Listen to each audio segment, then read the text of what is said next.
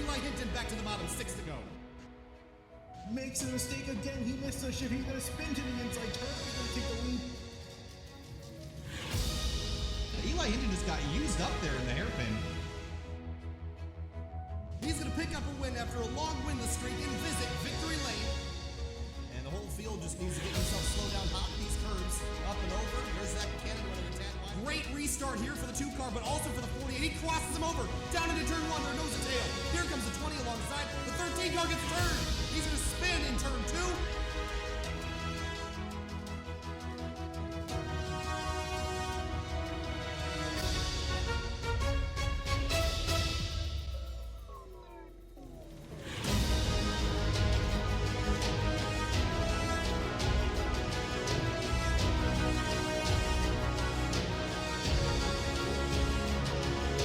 In the hills of Tennessee, there's a concrete structure that looks so much like the Roman Colosseum. It's called Thunder Valley Bristol Motor Speedway. Welcome to SimTV. My name is Kyle Heyer, alongside Finney and Dakuna here tonight for RaceKings Cup Series round number 5 for the 2019 3WideRacing League. And tonight we take on the world's fastest half mile. Finney, this place is ridiculously fast, it's ridiculously difficult. Last night the trucks took it on for 150 laps. Tonight we go for 200 with extra money on the line for 3 drivers tonight. And, well, it's Bristol, baby. I guess that's all we can say about this awesome half-mile racetrack. Yeah, indeed, and these guys put on a fantastic show last night in the truck series. A great race to the end. We honestly kind of hard to top that finish, so we'll see what these guys can do with the cup cars here. I'm actually not sure. Would these guys be producing more downforce than the trucks? Yes, because they're really going faster around here with a little bit more horsepower and a bit more rear wing on the cars. They're going to be going a lot faster around here. Already a 14 flat by Josh Adams, who just jumped to the top of the board. And you see your lineup right now for qualifying. Qualifying underway at the moment, and Finney, and the laps happen very quickly around here. Let's ride on board Justin Cole with the number 52. You see how quickly a lap goes by here at Bristol, about 14 seconds. And you're not safe from one end of the racetrack. So let's jump back to Richard Lafferty. You're not safe, even if the leader. We saw that last night. Trucks that were leading the race got involved in accidents with lap-down trucks. There's nowhere to be safe, there's nowhere to run, and nowhere to hide.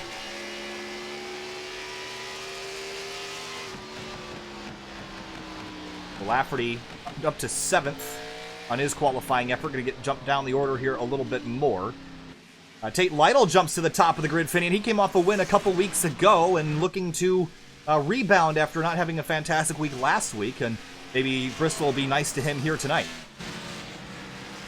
Yeah, I think he's going to hope for some sort of change of luck. I mean, he's had some really good pace as you see him at the top of the charts here. Was at the top of the charts in practice, too, so not too surprised to see him there. We'll see if someone else is able to put down a faster time. All right, a couple drivers tonight going for the No Bull Prize. There were supposed to be 4 drivers tonight, Finian, but 3 of them correctly applied the banner to their race car. One of them, Luis Salmaso, did not and will not be eligible for the prize at the end of the night. So the drivers lit up in red are part of your No Bull 3 tonight, I guess we could say. And Carlos Acosta is one of those drivers and didn't really have a stellar qualifying effort. He's logged 14th right now. Wade Lear out on track, and hopefully he'll be our in-race reporter here tonight. Yeah, unfortunately, Salmaso wasn't able to apply it there, and as I was talking about, if someone's able to just throw in Lytle, look at the gap at the top.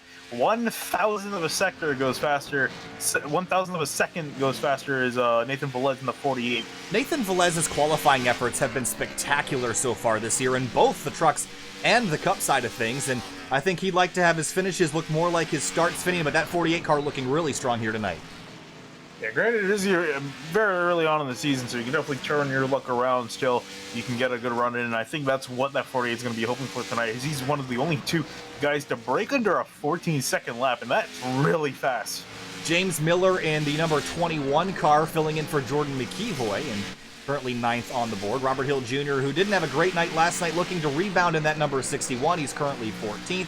Chad Frankenfield in the 15 car. He's been mighty quick in pretty much every race this year that he hasn't been wrecked out, and he's going out for his qualifying effort right now. He's only got 20 seconds left to log a lap. He might run out of time here, Finian. Yeah, there's nothing worse than trying to put a lap time in and then just running out of time, so hopefully he can get back around, although it's going to be a close call. 7 seconds left. He's got half the track left to traverse. I don't think he's going to make it. He might with the time ticking over here. 1 second remaining. 0 seconds. Does he get the lap? No, he doesn't. And he'll have to start towards the tail of the field all the way down in 28th spot. That's a long way to move forward. 200 laps tonight, Finian, from the world's fastest half mile. We saw one driver break. I think we saw one driver break the 14-second mark. And that's awful quick, but you got to be quick for all 200 laps and keep yourself out of trouble. That was so difficult to do last night. A big rash of cautions at the beginning of the race. It got cleaned up towards the end, but not before some of our front runners got taken out. Nathan Velez on pole in the number 48. It's been a good season. We mentioned how good of a season it's been for him in terms of the starts, but the finishes, they've been good, Finney, but let's take a look at our point standings and maybe get a better idea of how things are going. Well, he's leading the points by 7 spots, or 7 points, excuse me, over Samuel Close. And then David Wilson in third. Actually, he's tied for second right now. Then Gruenberg, Hanshaw, Paul Ross, Tanner Sharp, Jadrosich, Finn, and Kolb, your top 10. So Velez's finishes have been good enough to get him up at the top of the points, but I'm sure he'd like to get a couple more victories with how he's been qualifying if he just finished where he started. Richard Hines, 11th. Chad Fragenfield all the way down in 14th. Not been a great start to the season for him in that number 15.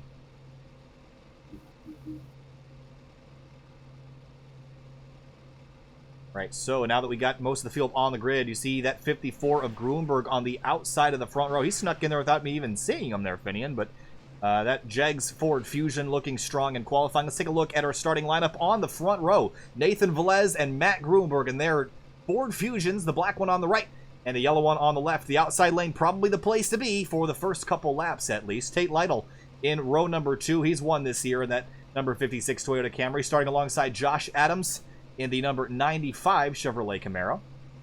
Row number 3, Jonathan Cogswell in the number 27 Chevy Camaro alongside Austin Derbyshire in his Ford Fusion. Corey Lindsay starting in 7th alongside Tanner Sharp in the number 3 Chevrolet Camaro, and those Camaros will start. Those are both the Blurry Motorsports cars starting in 7th and 8th. And Sam Close and Luis Salmaso rounding out your top 10. We'll let the rest of that scroll along the bottom of your screen. Predictions tonight, Finney, and I think we're going to see chaos at the beginning, and I think it'll clean up towards the end. But who do you have as your driver to pick for tonight? Who do I have for me? That's kind of a tough one. I don't really know.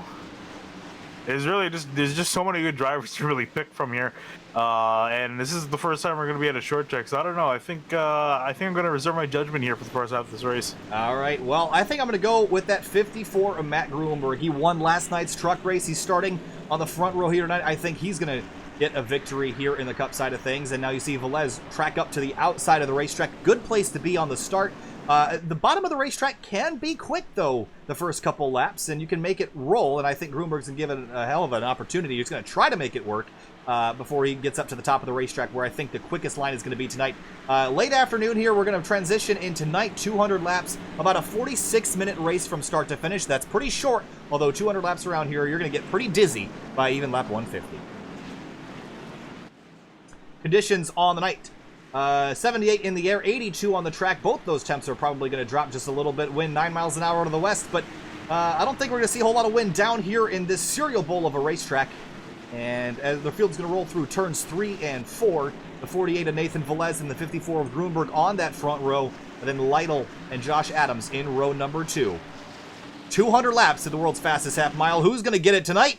Green flag flies, racing in Tennessee.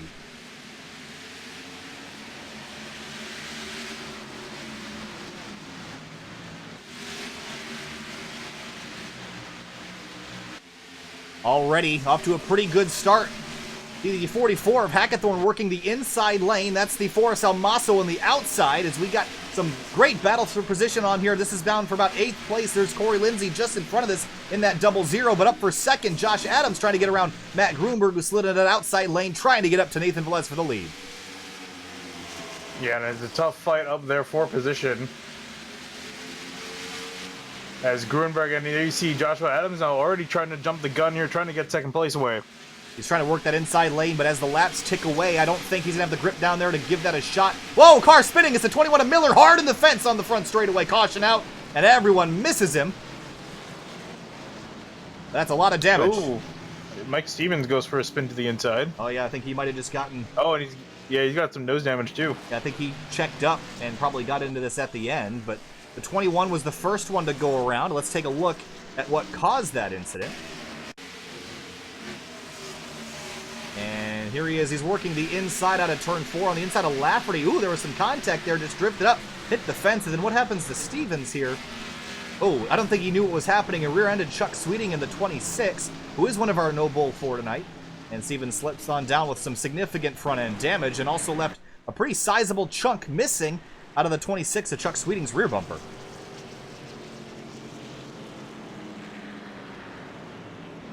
So trouble here early. We did see the field spread out a little bit, though. I think I have hope for some long green flag runs as Nathan Velez comes down to pit lane. And that's an interesting strategy call there, Finney. Not sure why he would... Ooh, he's down there and been there for a while. I have a 28-second stop recorded, Finney, and I'm not exactly sure what happened. Oh, that was his pit lane. Oh, okay. So that was a normal stop then. A 15-second stop. So why the pit stop this early? Is that a strategy call that you would have made? Honestly, probably not. Maybe I guess he felt like, you know, he led a lap, got some points. Maybe I guess dropped to the back where it's safe. I don't know. If there's any place to be safe around here at Bristol, we've seen it turn into a race car blender. That's kind of the thing, because I think you honestly, especially considering his pace, want to try to be up towards the front and try to avoid things. But you know, whatever floats his boat. I just hope he doesn't get himself involved in a wreck, because he has a very high chance of doing so now, being back there. All right, Rusty Webb comes down to pit lane. A few other drivers have come down. Brandon Kluzrus, Johnny Thomas, Wilson, Velez we mentioned, James Miller, Kevin Giadricic, Richard Hines, Chad Frankenfield all visiting pit lane. And then you see Mike Stevens just hoping to get a wave around. Now he comes down in, and he'll stay a lap down. He'll come in for damage repair. But Grunberg takes over the lead. That's a dangerous thing to hand Grunberg a lead at a short track. Yeah, I would say we saw him win last night with a pretty much dominating fashion, although he did have some have a tussle at the end there with Chuck Sweeting. And so, you know, I really think if he you know, someone else could really throw something in here, especially Josh Adams in the 95. We see he's been pretty quick as of late. I'm curious what he can do in that car, and even the 56 Tate Lytle. Robert Hill Jr. pulls in and out of pit lane in that number 61 car. Of course, last night's race being dedicated to his father after he passed away a few weeks ago. So thoughts and prayers still with the Hill family as he pulls back out on the track. Still in the lead lap, but down in 31st. So Grunberg is probably going to choose the outside lane for the restart, like we're going to see the leaders choose all night long. Josh Adams is going to assume his position on the inside and line up with Tate Lytle to his rear bumper. And Finian, this is not like a lot of racetracks where you can really push anybody in front of you. You're just kind of along for the ride on the restarts. You can't really push, or else you're just going to make a big mess. Yeah, pretty much so. And it's really, again, a lot of these short tracks really just require a lot of patience and just kind of working with the field, waiting till stuff gets sorted out, and then going and not jumping the gun here at the start. But yeah, these guys are starting to get somewhat sorted out. There's a small little incident there, bunching each other up. We'll see if we can try to get another good run in. Grunberg in that number 54 Jegs Ford Fusion. He's seen success in the Truck Series for quite some time, looking to break onto the scene in the Cup Series. Even more so than he already has. Green flag back in the air here at Bristol, and a great restart for the 54. He jumps out. The rest of the field tries to get themselves in a line. There's Corey Lindsay and Sam Close. They're side by side, and a lot of sparks dragging from the cars on low tire pressures. Yeah, there you see Tanner Sharp also to the inside with Cogswell on the outside. He's having a good run here. He's going to clear him there, and Cogswell's going to be up in fourth. Great run for the 27 so far tonight. And Sharp trying to work that inside lane, jumping back. There's Carlos Acosta, one of our no bull drivers, back in 17th place right now. And remember, Salmaso is not eligible because he doesn't have the right banner on the card. So right now, I believe Acosta is actually leading those no bull drivers. Derbyshire slow out of turn 2, and that let Kevin Finn get to his outside. Finn's going to roll around there and take that spot away easily as we jump back to take a look. There's Johnny Thomas in the 83. He got blocked there by the 6th of Zielinski. Let's right on board the 83.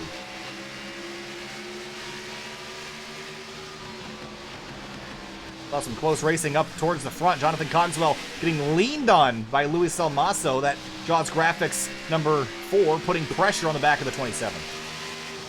Oh, I got a big wreck on the front straight there, Finian, and or actually it is. I think it is the back straight. It is a junkyard on the back stretch. Yep, that is 5, 6, maybe 7 cars. Johnny Thomas involved, the 61, the 44 Hackathorn. And Robert Hill Jr. and Giadrasic involved. Giadrasic, another one of those no bull drivers.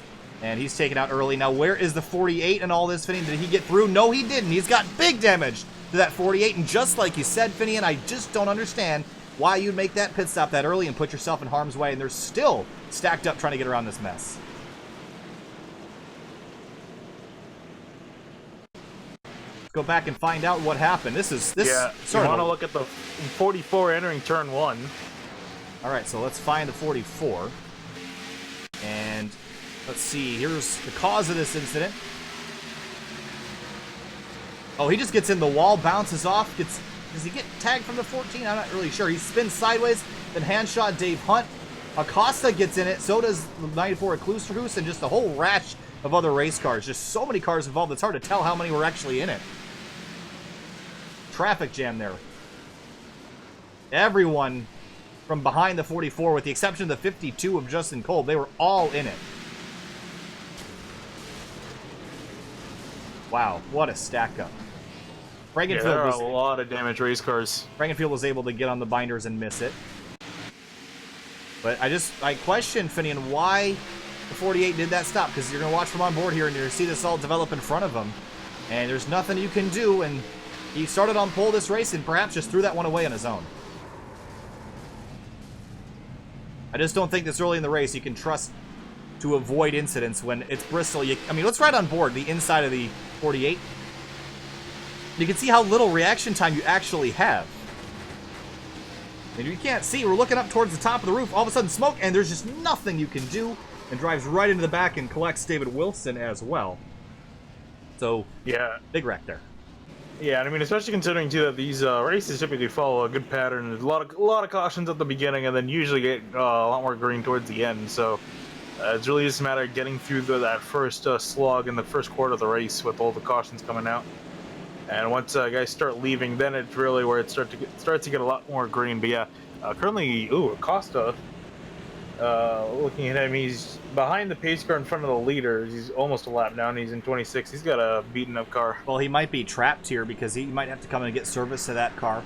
And if he does do that, he will be put a lap down. And that's really just a matter of they had still been crashed on the back straightaway when the leaders came around to collect the pace car. So he got trapped behind the pace car, even though he was in front of it when the caution came out. So he got kind of trapped here because they were trying to basically unstick themselves from each other on the back straightaway. So 2 cautions slowing the progress here early. One of them a lot smaller. Actually, the 24 is going to get the wave around here, so he'll sacrifice his damage repair for that lead lap pass there.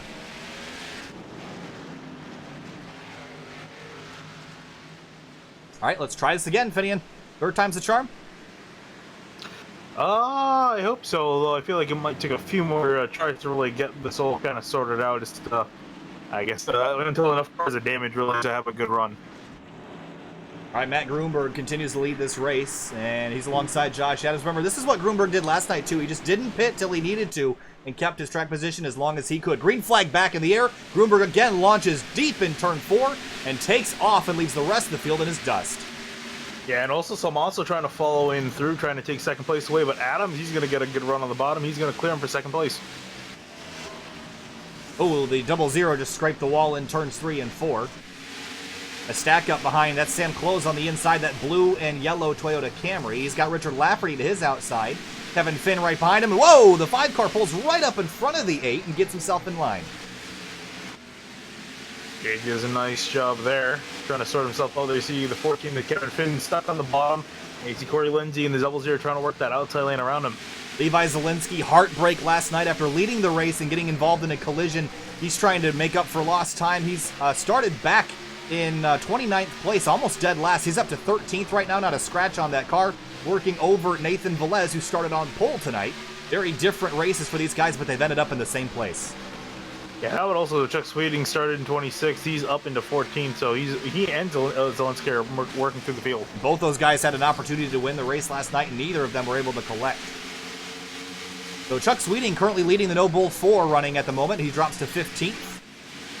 And he's battling Wade Lear right now. You see that in the middle of your screen, those 2 red Camaros. Then just ahead, Velez and Finn fighting for 11th.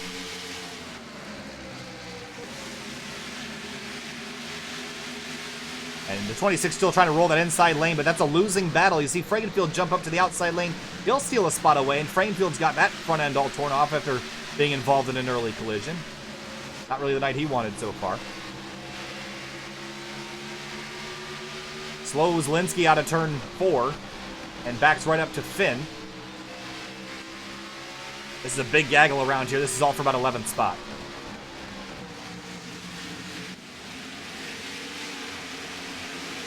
Yeah, now for the lead, Gruberg has checked out from second place, 1.2 second gap separating them. But for third, Salmaso and Lytle battling, and Lytle jumps to the bottom of the racetrack. Remember, he won, I believe it was Phoenix a couple weeks ago, so he's already been to victory lane once this year. And Josh Adams in the 95, remember he won last week at, were we at Chicago last week? I think we were at Chicago. Yeah. And won his first start. So that 95 is already second place, and it's only his second start of the season. So that 95 on a hot streak so far to start off this year. Now the 14 drops to the bottom. He's trying to work over Velez, and just ahead, Justin Kolb, who just barely made it through that last collision. He's up inside the top 10, chasing down Corey Lindsay. Yeah, how about Lytle? He's been working that inside of Salmaso. He's got some great speed in the 56, and actually he's past Salmaso, and he'll take third place. And Salmaso drops down to 4th. You see now Lytle going for second. Yeah, he's got some serious speed on that inside lane. I mean, pretty much everyone ditched to the top side, but look at him go. And he's going to clear the 95. There's a look back at battle for 9th right now. Lafferty and Zielinski. These guys are going at it. And right behind Corey Lindsay, who's struggling up at the top right now. Oh, 3-car got loose right in front of Sam Close.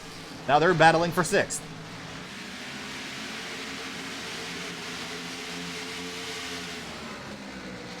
The 52 spinning. Cole ball out of shape, collects the 48, and Wade Lear goes hard in the wall, and more cars involved. 52 up in the air and over on his lid, barrel rolling down the front straight, and more cars being collected as he barrel rolls down the front straight. Wow. That was a long crash, Finian. Here's a look. He just got out all of shape on the inside, and he tags the 48, spins around, and then again, we've talked about how difficult it is to see something up ahead, but they just come to a dead stop, and Hines and the 27 and Cogswell have nowhere to go. The 52 turns over, and then the 64 and 39 came flying into this mess. What a crash. Yeah, what a crash it was. Taking a lot of cars. And riding on board the 52, this is a wild ride. He gets turned over on his lid on the front straightaway. Then we'll ride on board with the 39 of Wilson. He came flying into this mess. And we'll go on board his roll bar. You can see how little he really could see. He's in his own battle with the 64. And in that 64 tonight, we called it out wrong last night. And it's Chad Brown in it tonight, and just nothing you could do once you get to that. But the caution took a while to fly, and I think that's what contributed to a lot of this. Yeah, and the 48 of Velez, this car is done. He was crapping out of that. That car is going to be junk. And what an unfortunate end. Qualified on pole. But we'll definitely not be finishing in first place here. Well, that's what we talked about. I was really questioning that early pit stop. Unless there was something hardware related to the edit fix, I just don't understand why you. I mean, that was he threw that race away on his own there, Finney. And I just can't see why that would have been the plan. But we do have pit stops done and complete, and are kind of a resettled order here. There's still some drivers that are going out to stay out and lead a lap that are going to come in and get service. So our order's still a little mixed up here. Yeah, but out of the guys that came down pit road, it's Grunberg, Lytle, Zielinski, Sharp, and then, let's see, Hill's dropping back. Then it should be Chuck Sweeting, your top 5 of the guys who pit. So, well, the 95 of Josh Adams, he was running in 3rd prior to the caution, and he dropped all the way to what I think will eventually end up as 6th or 7th. So not a great sequence for the 95. Now Chad Brown comes on down and leaves Grunberg back in control of this race. Ooh, 46 came back out on track and almost hit Zielinski in the door. And we know how bad Zielinski wants to win this one after leading the race late in the going. And he was pretty upset last night after finishing 2nd. And I don't think second's going to be good enough for him tonight. Yeah, well, we'll see what he does here. He'll be starting in third place, so he'll be stuck on the inside out to find a way up there. Sharp's gonna be starting in fourth. Looks like the 6 is assuming the outside lane, but I think the 3 wants that spot. And there they go. He wanted it. He was trying to force his way up there and hope Sharp didn't see, but Sharp saw. All right, guys, let's line them back up and go again. So the top 5 is Grunberg, Lytle, Sharp, Zielinski, Salmaso, then it's, or excuse me, Sweeting, and then it's Salmaso, Fragenfield, Adams, Ross, and close the rest of your top 10. Grunberg in control, 56 on the bottom. Then it's a 6 and 3. Green flag back in the air, and again, Grunberg just nailing these restarts and taking off, getting as big of a gap as he can as the field scrambles down to turn 1. Yeah, Lytle trying to race Tanner Sharp for second place. He's going to come up there, slam the door in the 3. Well, he got that pass complete. Now the 4 of Selmas was trying to hold off Zielinski, and Josh Adams rolls the outside lane, trying to get around these guys. And the 95 rolling that. Oh, he's right up on the 95. Caution out again. This time it's Carlos Acosta, Kluser who spun around, and Way Lear. I think he got through that, but for the moment he was scored at 0 miles an hour. So caution back out, and this is the typical Bristol trend that we're used to seeing. The cautions early that give way to cleaner racing later in the night. But this is, I believe, Acosta here out of turn number 4. I think he bounces off the wall and collects the 94. And yep. Oh, wow, big hit for the 94. That'll probably be night over for him. Yeah, I think it might be almost night over for both these guys. Acosta got a really good hit off of 4, adding even more damage to an already damaged car. So we'll see how he's able to continue. But yeah, definitely not looking good for the No Bull. Yeah, and again, Salmaso, all the No Bull drivers lit up in red. Salmaso is not eligible because he didn't put the right banner on the car, and yeah, that leaves Chuck Sweeting as the only eligible driver still left running with a decent car. Yeah, I was going to say, I really think Salmaso is going to be regretting not being able to put that on the car. It could have been easy money going towards him right now. All right, let's take another look at the point standings here from the previous race, just to kind of get an idea of how everyone so far is doing. And at the top of the board is Nathan Velez, and remember, he crashed out of this race a little while ago. Is he still on the racetrack running? No, he's 7 laps down out of the race. Yeah. And he was only leading Sam Close by 7 points, so right now Close, I believe, would be scored as your points leader. David Wilson has had trouble tonight. Grunberg leading the race. Henshaw has been involved in collisions, and I think Paul Ross he's running 7th right now, so he's in good shape. Sharp is in good shape. Jadrsic is crashed. Finn's okay. Justin Kolb has crashed. So about half your top 10 of the points have had issues so far tonight. Yeah, that's typically, once the season starts and after you get a good few rounds in, you really start to see guys either gravitate towards the top or the bottom of the point standings just on how they run. And taking a look at the weather conditions, and they stay pretty much constant, but the weather's cool here tonight, Finian. These cars have a lot of downforce, but I think the change in the aerodynamics package has made this track almost harder to drive than it was before. It is so fast that it almost hurts your brain how fast you're ripping around laps around here, Finian. And you're so on edge with the race car, and every time you try to make a pass, one little mistake amplifies. And because you're going so fast, you don't have time to react to anybody else's incident. If you're the farthest possible distance away from a crash, which is about 7 seconds. That's only 7 seconds to get your car from 150 to 0. That's not easy to do in any circumstance, let alone when you can't see them until you're within 100 yards. Yeah, I was gonna say, it's pretty much a thing almost exclusive to Bristol, just the short reaction time. Because tracks like Martinsville and Richmond, it's so flat where you can pretty much see the wreck happening for the most part in the corners, other than it just being kind of blind. So yeah, these high rate of speeds, just not being able to see the wreck when it's happening is really hampering a lot of guys' progress. Going back to what I assume will be 1 to green here on the restart, and will the lights shut off the pace car? Yes, they will. And Grunberg is doing the right thing right now, Finian. Don't pit until you have to. Stay out, get that track position, and just keep nailing those restarts. Yeah, and honestly, I mean, at the rate we're going, he's not going to have to pit for a while. Absolutely. So the 4-car Samaso lines up the outside lane. I'm sure he's kicking himself for not installing that banner. He'd be leading the No Bull 4 by a pretty significant margin right now. The next contestant is down in 7th. That's Chuck Sweeting. And so we'll line them back up and try this again. Re-rack them and restack them. And it's 54, 56, 3, 4. And then it's 95 and 6, your top 6. Green flag back in the air, and Lytle got a little bit better of a start that time, but the 54 still launches out and gets clear.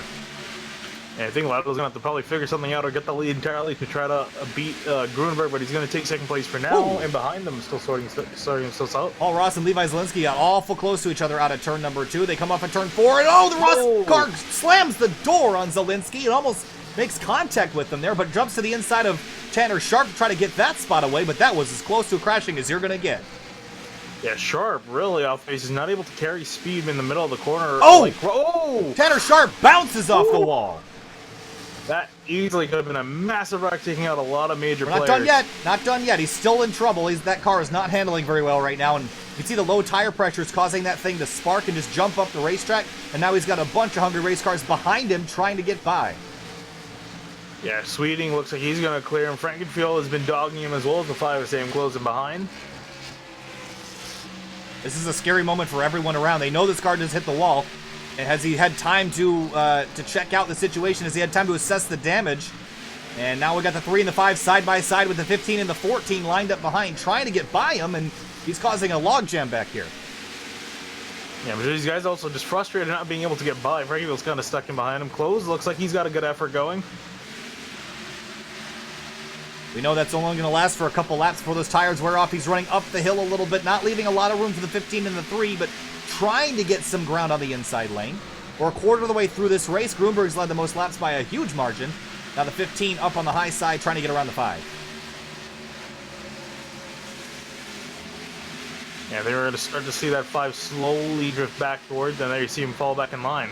Right in front of the 14 car. Whoop, the 15 and the 3 almost got... Oh, there he goes! 3 around, collects Sam close. And others involved, the 91 of Derbyshire and more. Stevens again jumps on the binders to miss it. And the leaders come out of the corner and have to slow way down for our 5th caution of the night. And Tanner Sharp destroyed. That was just going downhill so fast it was just a matter of time. Let's take a look. And I think he had some help here from the 15. I think he was already out of shape and the 15 got into him after. He got the 15 gotta hit him. Oh, yes, he did. Yeah, you're right. Correction. Yeah, he gave him a tap. Whether or not that was malicious is what I'm kind of curious about. Because I don't think it was. I think it was just a difference in speed. Because he's been seeing that 3 lacking in speed mid-corner. And I think just Frankenfield had no choice really but to hit him and try to get off of it, but just couldn't.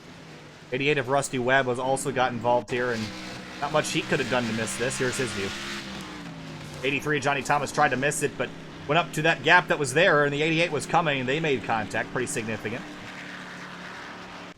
So our 5th caution of the night has slowed the progress, and now we've got a little bit more split strategy. The 54 has come to pit lane, and looks like Josh Adams has decided to stay out on the racetrack. So he's going to split the strategy up just a bit. Honestly, I kind of applaud that. Just trying to stay out there, get that track position. And again, because you haven't really gotten too long of a green flag run. I think the longest you had was about 15 laps. So, yeah, the 95 has been out on the racetrack for 21 laps, but the majority of those have been caution laps. I don't imagine the tire fall-off will be huge, but I think he's banking on the race continuing with this number of cautions. I'm not sure. I think we're getting closer and closer to the point where we're just going to run basically green to the end, and that seems to happen about the 30 to 50% mark of the race, and we're getting pretty close to that point.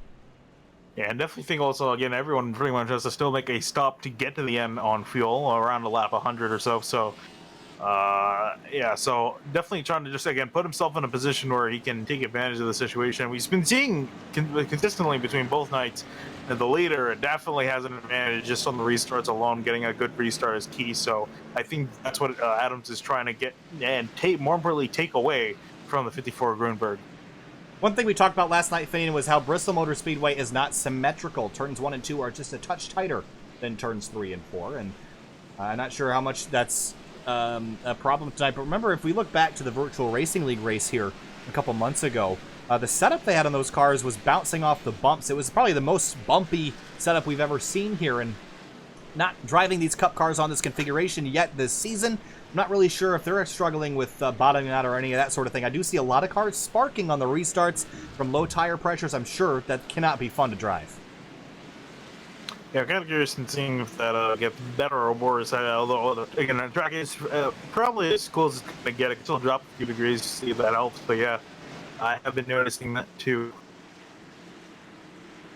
All right, Josh Adams and Matt Grunberg lined up. This time, the 95 is in control of the race, but he chooses the inside lane. Any reason why he might do that? Honestly, I think he just figures by the time he jumps the start, he'll be able to clear the 54 here and take a shorter way around into turn 1. Well, he might be right, but he's going to give it a shot. There he goes, fires off, and he clears the 54 already. Green flag back in the air. Racing here, lap number 60. Everyone trying to get back into their rhythm here and get those green flag runs going. But you see how many sparks are flying off the cars, especially on the bottom of the racetrack. These cars are bottoming out, and that's probably why they're handling so poorly. Here comes Grunberg to the inside now, and Josh Adams for the lead. Yeah, remember we've seen those fresh tires really help out on the bottom, especially those first few laps. Here comes Grunberg side by side for the lead. I think Grunberg's going to get this, and he does. He clears 95, slips up in front of him, and now Tate Lytle putting pressure on the 95. Ooh, Luis Amaso all over the 56 as well. Yeah, I'm kind of curious how Adams is going to sort himself out in this order. Will Lytle and Amaso be able to get around him? Lytle trying to work over that 95, goes to the bottom of the racetrack behind. Salmaso and Zielinski almost get together. Now the 95 and 56 side by side. Yeah, Lytle's just able to clear him right there. And there you see everyone dropping down below trying to pass the 95. Gotta be on. Oh no! The 4 car, Salmaso, huge impact into the inside wall. Caution out. Oh no, he actually escapes just in time to avoid the yellow flag. But yeah, he just bounced off the inside wall there. And oh, there goes the 4 car, I guess. Yeah, how unfortunate. So Adams there on the outside, then Paul Ross, they're fighting it out for 3rd. Well, at least he had the foresight to Alt F4 before the caution flew and the race stays green. But now Josh Adams defending from Ross, as you said, Finney, and Richard Lafferty moves into the top 5. Yeah, where did Lafferty come from? Well, he started 15th tonight. Yeah, he's been running pretty quiet off of our radar at least. Here he is now trying to make some noise late part of this race. Goes to the outside of the 95 Adams, and I think Adams is going to begin a slow crawl to the back. Yeah, and I'm honestly surprised that he's falling back this quickly. I honestly thought that with how few green flag laps we had on those tires, it wouldn't affect him, but really struggling now. Now he's in the inside lane, so he's just going to get freight trained here. Yeah, I think he's going to try to slot in behind Zielinski, although it looks like Corey Lindsey just trying to close that gap and keep that 95 down there. Corey Lindsey didn't want to let him in, but he had to, and Lindsey has avoided a bunch of incidents tonight and has kept that car relatively clean, but he's got Frankenfield all over his rear bumper as well.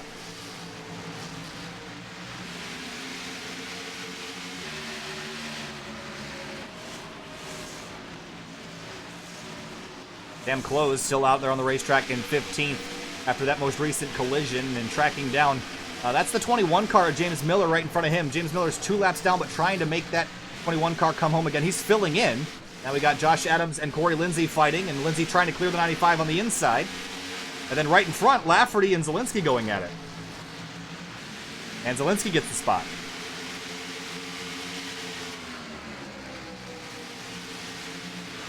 And Chad Frankenfield, he's making a lot happen with that damaged race car. Missing the nose on it, but he's putting pressure on the 95 now.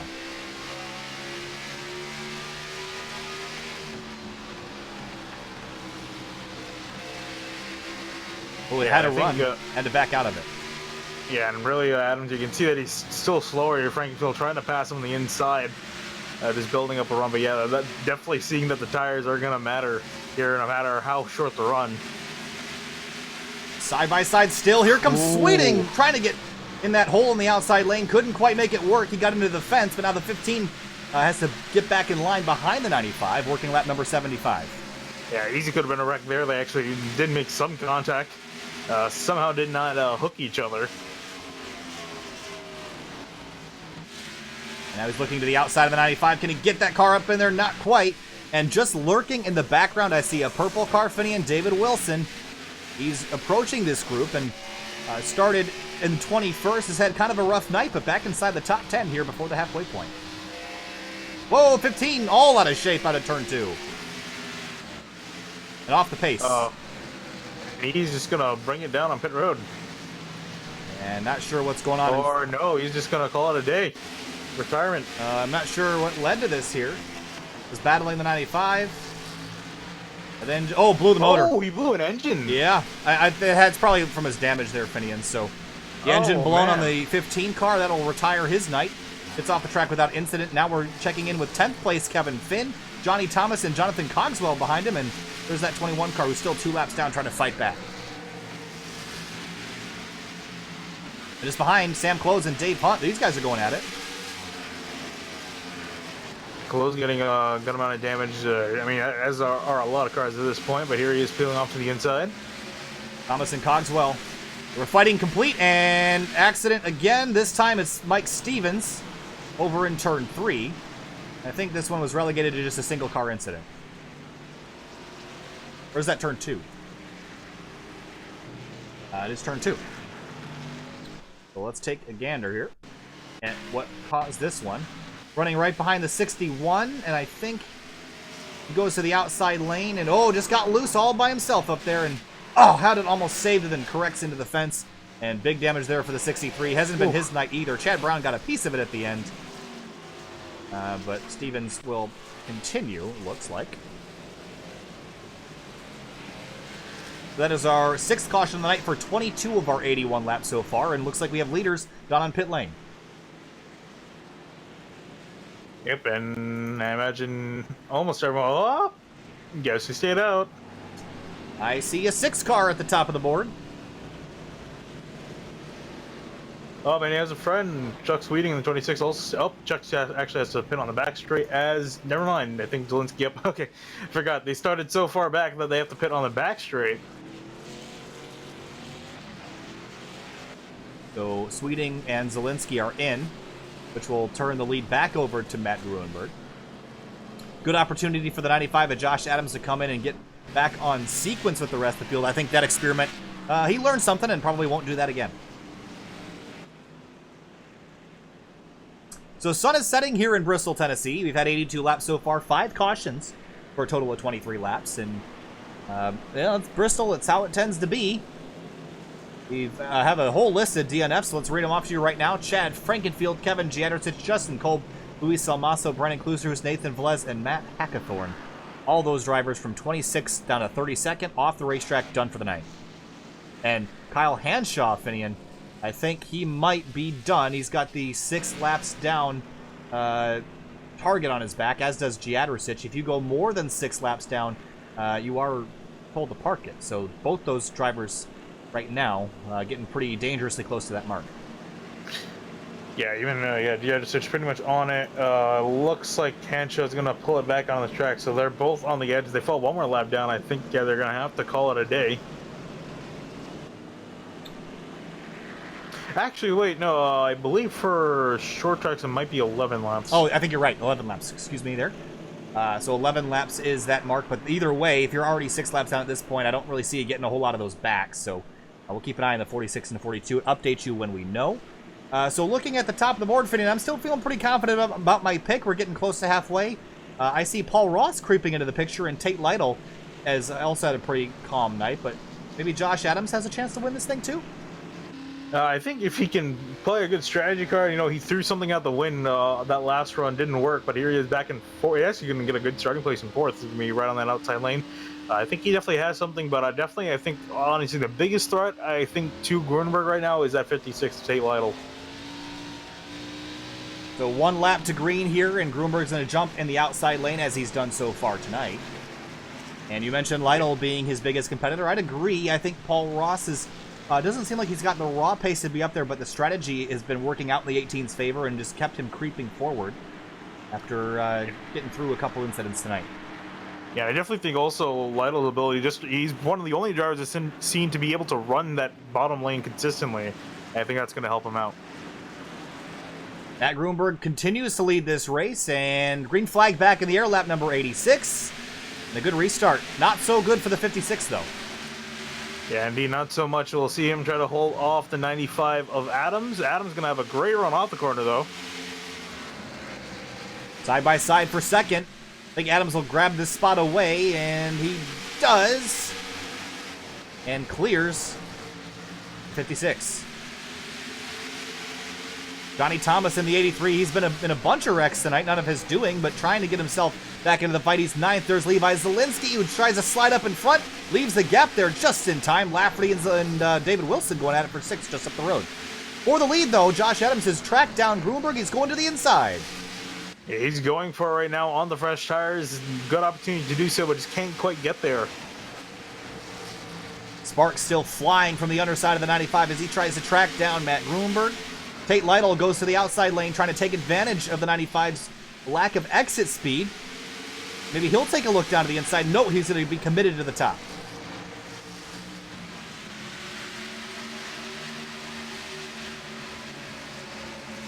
Top 3 all under a blanket here, all in one camera shot.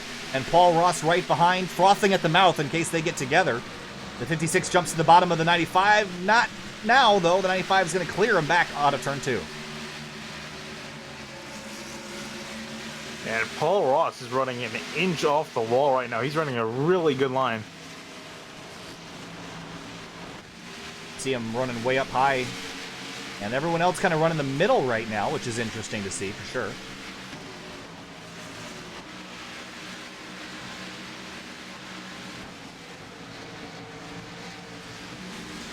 And taking a look, how about David Wilson up to 6th, Finian, just patiently working his way through. After being involved in a bunch of collisions, he's got dents on every corner of that car, but working his way towards the top 5 slowly and patiently. That 39 car is coming. And Corey Lindsay, how about him? He's dodged a bunch of wrecks tonight as well in that brightly colored and beautifully painted Exalta 00 Camaro, and he's up to 5th. Yeah, he's been having a really good run so far this race. I mean, even if he can just finish here, I think it'll be a solid run. Very consistent run. Started in 7th. He's currently running in 5th. Might even be able to get a few more positions before the night is over. Levi Zielinski riding on board the gyro cam. Now he drops to the inside. You can see that gyro cam moving up. And I don't remember the exact number here, Finian, but it's in the upper 20s degrees of banking that we have here. I think it's 26. I think you're right about that. That's an awful lot of banking.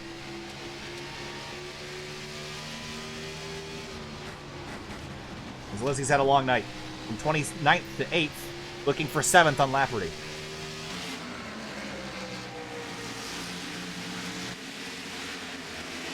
And just up ahead, you see that's the 64 of Chad Brown, who's now 4 laps down. Justin Kolb, back out on the racetrack, Finian, 8 laps down. Running okay lap times, too, so he might be able to hang on to this for at least a little longer. Yeah, I would say definitely not at the pace he's continuing. No, I don't think there is a minimum speed rule, but I think they might have to tell him to get off the track at some point because he's definitely not up to speed at the moment. Zielinski trying to track down Lafferty, drops to the bottom. He's running a really peculiar line, Finian, entering the corner high and exiting low. It's hard on the tires to do that, but it seems to be working. But now he runs strictly bottom, gets loose out of turn 2, but he's making it work now to the inside of the 8. Oh, had to jump out of the throttle there. Yep, and yeah, as I said, had to get out of the throttle to give him room. He pulls even with them out of turn 2, and the 8 car is going to let him in. That was very gentlemanly there, and I'm sure that'll be repaid later in the night.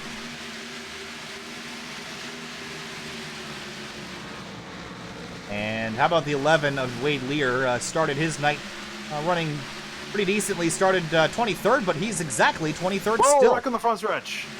Tanner Sharp involved. Tanner Sharp, and that's the 21 of James Miller. No caution. Oh, and the boy. 3 pulls up onto the racetrack. Caution flies. And I think it was just relegated to those 2 cars. I think there's some disagreement between these 2 here, Finian. Yep.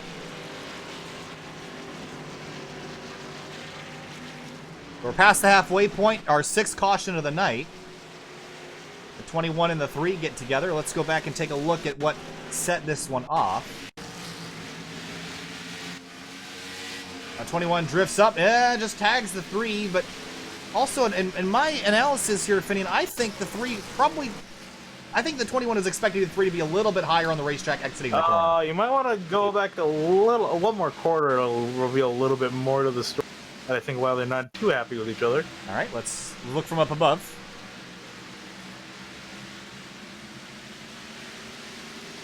Oh, yes. Some contact heading off into the corner.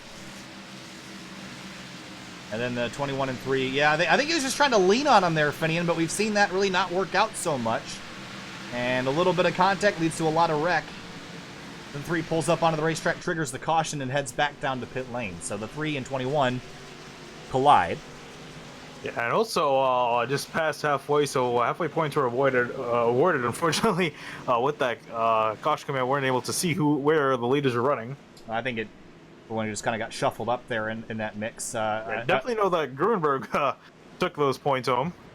Yeah, but that's at least for first place. That's going to be important for his climb forward to the points. We take another look. This is points out of Chicago 1 week ago, and if we take a look down the order, the Gruenberg machine didn't have a great start to the Cup season, and right now is scored in 4th in the standings, although he's only had 2 top 10s, but those 2 top 10s have been top 5, so he's had some really good finishes and a couple accidents to boot so far this season. He's 21 points back from leader Velez, but the point standings are going to get a big shakeup tonight with all the stuff that's gone on.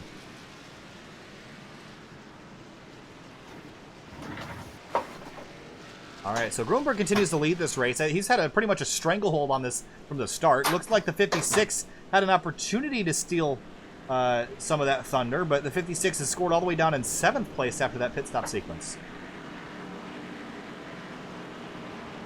Yeah, and I think he's going to have to do some work to get those positions back. I don't think we've seen him drop out of the top 3 positions, I think, for most of the night here, so he's going to be kind of stuck a little bit back in traffic. So we have about 93 circuits left of this half-mile racetrack, and at that pace under green flag conditions, it's about 23 minutes. Although this whole race is destined to take, or supposed to take, about an hour, but we've been here for about 50 minutes now and still have 20 left. So do the math there. Cautions have slowed the pace significantly, but we've had 7 so far for 30 of our 107 laps. 7 lead changes to boot, but Gruenberg has led the majority of these 107 laps so far. Yeah, and again, we're slowly starting to see we're getting slightly longer green flag runs as we're going green. And also the incidents have been relatively minor, too, to bring out the yellows. So, yeah, I think we're definitely going to be in here for a long haul, potentially. Granted, nothing happens. And again, it's just all a matter of where these guys are going to end up here when that happens. And also, more importantly, these guys have made their pit stop, potentially their final one for tonight. I think we're going to do a SimTV sound surge on the restart here, and we'll bring you back if there's an accident.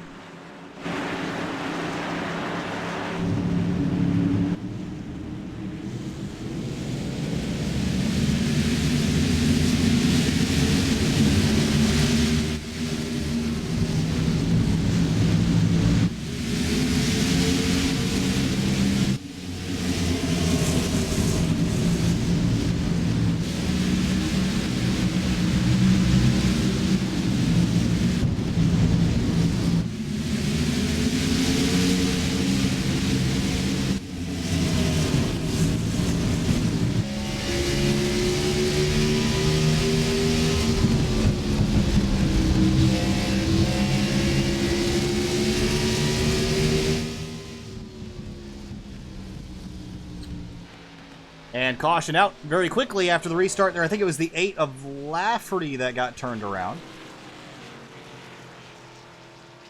That will end the sound surge there on the restart. So our 7th caution of the night. Let's go back and take a look at how this one transpired. Yeah, it was a fairly lazy spin, but it wasn't enough to trigger the yellow. That was Cogswell and the 8 of Lafferty. He just kind of ran out of space here. And he tried to go to the inside, and the 27 got in the fence, and they just got together, and the 8 car spun around. Yeah, good save, though, from Lafferty. Easily could have put it in the inside wall, but kept it going. Had some minor damage, but should be able to continue on unharmed. Okay, so the majority of the leaders are going to stay out for this, as we expected, and so we have about 85 laps to go, and Gruenberg continues to lead. I think now let's talk to Josh Adams in that 95 if we can get a hold of him.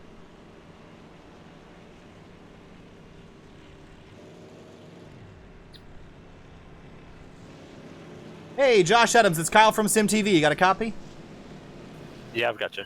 All right, Josh. Well, so far so good for you tonight. You've kept yourself out of trouble for the most part.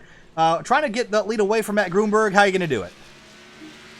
I've kind of figured out how he's taken off here. He's kind of laying back and taking off at different times, but sometimes he'll go to the bottom down here in 1. I think if I can just get to his right rear quarter panel, I might be able to hold it, but I think I'm pretty quick here on the short run. If I can get to his quarter panel, I might be able to make something. In terms of your performance so far this season, you've run 1 race and won it. I mean, how good do you feel for 2 for 2 here coming up in about 85 laps? I feel pretty confident about that. Like I like this track. I just gotta find a way to pass the 54 at this point. All right, Josh, well, we're going to let you get back to work. Good luck out there, and hopefully we'll talk to you later. Thank you. All right, so that was Josh Adams, your second place driver. We should get the 1 to green here at the restart, and we don't. Got another lap left to go. And people in chat talking about goldfish, Finian. Those are really good snack, I have to say. A classic. For some reason, I thought about actual goldfish for a second, and I was kind of concerned. And I was like, oh yeah, that's also...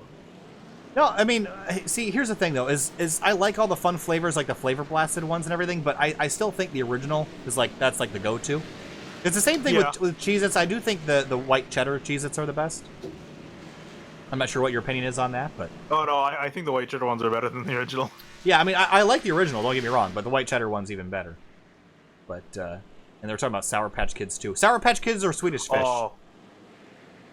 Sour Patch Kids. See, I'm a Swedish Fish kind of guy, you know? I like the consistency. I like how they feel like they're covered in like a...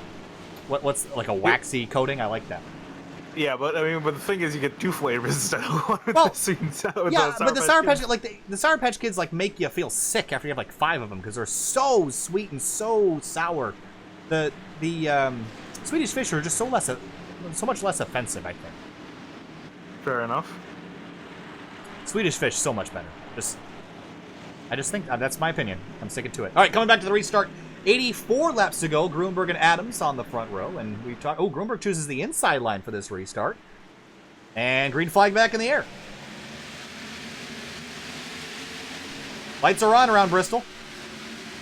Yeah, indeed they are, and Adams struggling to get a start going, but he's going to be able to clear 2nd place. How about Corey Lindsay now? Oh, he goes for the lead. He dive bombs the 54. Slide jump for the lead. The 54 crosses him back over and gets him back in 1 turn. What a crazy pass for the lead that was, but it didn't work. Caution out behind him. Richard Hines. Wow.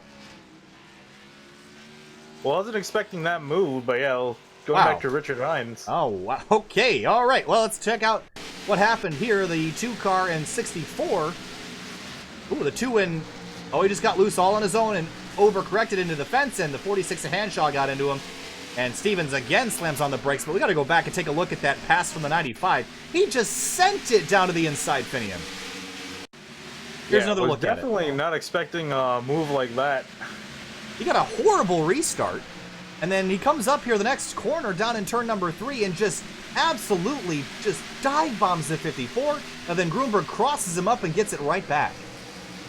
Yeah, man, if that was the finish, that would have been amazing.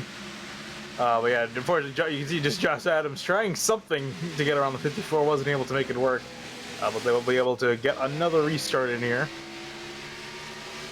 Wow, okay, what a restart there. 80 to go, and I guess we'll continue our snack talk, Finian. Someone mentioned the Haribo gummy bears. I've never had the Haribo gummy bears. I've had gummy bears. It's not that brand. I think they're like the quote-unquote original ones. I'm fairly sure. But yeah. They're really tough. Like they're not like super soft. But I kind of like that. That's what I don't like. No, I like that though, because it's like, I mean, here I love soft gummies, but the hard ones, like you can just suck on one individually for like 20 minutes, and they last a lot longer. I don't know. I don't really want to chew on a gummy bear. Although I'm interested in this thing going away from snacks. Olive Garden breadsticks or Red Lobster cheesy bread. Oh, Red Lobster, 100%. The Cheddar Bay biscuits. Some people think that the Olive Garden breadsticks are better. No, Olive Garden. Okay, hot take: Olive Garden's garbage. Yeah. I mean, sorry. I agree with you there. I mean, we weren't going to get sponsored by them anyway, so I have no problem saying that. But the Cheddar Bay biscuit, by I far. don't want to be sponsored by them because their food's crap.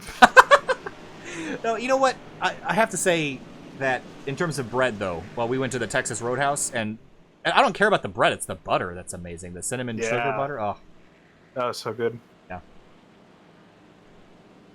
Darn, I want to go back. Oh, next master. Fried pickles were so good though too. I know. And you got like 30 of them for like $3. Yeah, it's a lot. Haribo gummy bears in a bowl and add Fireball. Oh God. So wait, Actually, James, how do you eat that? Is it like with a spoon? Is it like cereal? I mean, just Or do you drink it? down the edge? Yeah, down the edge. Or Imagine though you want to chew the gummy bears. or like in a bowl, like you smoke it. What's the correct consumption method? Vodka, I don't think that would work as well. You know what? You'd be surprised. I think people people have taken Depends on flavor. people have taken the Sour Patch Kids and put it in vodka and like left it to soak and like soak up the flavors. That I can see. I don't feel like the Swedish fish would soak as well, considering that they have that little like waxy thing. So I just don't think they'll absorb stuff or like let go of their stuff as easily. And then peaches. Peaches are a good fruit. I just don't think people eat enough of them. They're really messy though. They're sticky and messy. You know how there was that shower orange craze for a while, where you could like eat an orange in the shower and feel super liberated. Sure. Yeah, that'd be fun to do with a peach. I never knew. That Oh, was the a gummy thing, bears but absorb the Fireball. I see. Oh, I should try that. I have a giant bottle of Fireball. I guess we should try that. All right, coming back to the green flag. I guess we'll fill the rest of the cautions with snack talk. Hashtag snack talk time on SimTV. Green flag back in the air. 75 to go in just a couple laps here, and Josh Adams again got snookered on the restart. He's got Levi Zielinski chasing him down. How about Johnny Thomas running fourth? Yeah, where did he come from? Oh, Good contact run for from the Lytle. 83. He got a Lytle boot. wants some positions back though, because he hasn't really been able to recover from being back in 7th, so hasn't been able to get a long green flag run in to move up. But here he comes, trying to look to the inside quarter panel of the 83. Now behind him, I saw some battling going on between the 39 of Wilson, who's trying to stay inside the top 10, but ooh, man, that 8-car Lafferty taking a look. Sam Close up here as well. And then up the road, it's Johnny Thomas and Tate Lytle fighting for fourth. Yeah, and Lytle is able to dive it in the inside of the corner. There you see him clear the 83, and here comes Paul Ross now to the inside. Opportunistic. Oh, I saw a car slipping and sliding in the back. It was Lafferty all out of shape. Gets back on the racetrack. Let's go back up to the Johnny Thomas battle. He's got Corey Lindsay and Paul Ross trying to hunt him down again. Yeah, looks like Paul Ross is going to have to give him that fight. Here comes Corey Lindsay to the outside of the 18. Oh, boy. Sam Close working over David Wilson. But just in front, Paul Ross all over the racetrack trying to keep who is that behind him? That's Rusty Webb in the 88. I thought he was on to this race, but here he is running 9th. And Robert Hill Jr. almost got into him. And just up the road, Thomas and Corey Lindsay battling for 5th.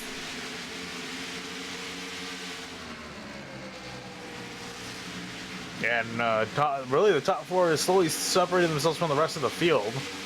Robert Hill Jr., he was slow for a moment. 2-car Richard Hines returning back to the racetrack. Now Kevin Finn battling with Robert Hill Jr. for what will be 12th place.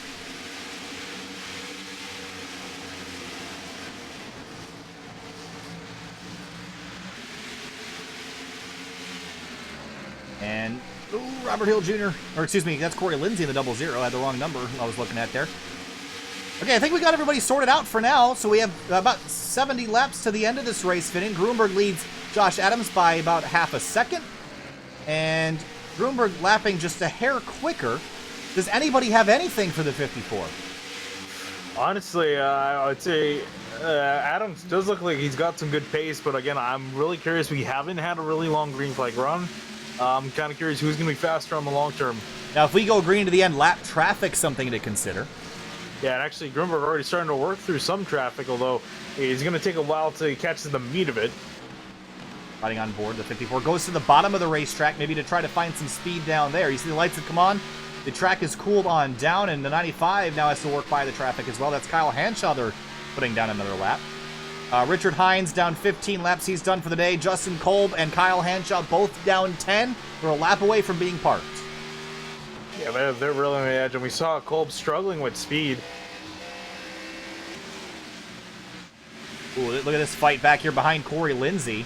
And they're reaching Rusty Webb, and that's the 18 of Paul Ross. All these guys fighting for positions here. Ooh, I heard something happen in turn 4. Caution. And it looks like it's Lafferty in the 8 and the 52 of Kolb. Ooh. All right, here's a look at it. The 8 car, and does he get... oh, he gets into the wall. spins, collects the 52, and gets rear-ended by the 63 to finish him off there. So that is going to be our 10th caution of the night. This kind of puts an interesting pressure on everyone. What do you do now? Come to pit road? I think you do. Yeah, I think you're going to want to. I'm actually kind of curious. Let's see, how many cars we got on the lead lap here? We got 17.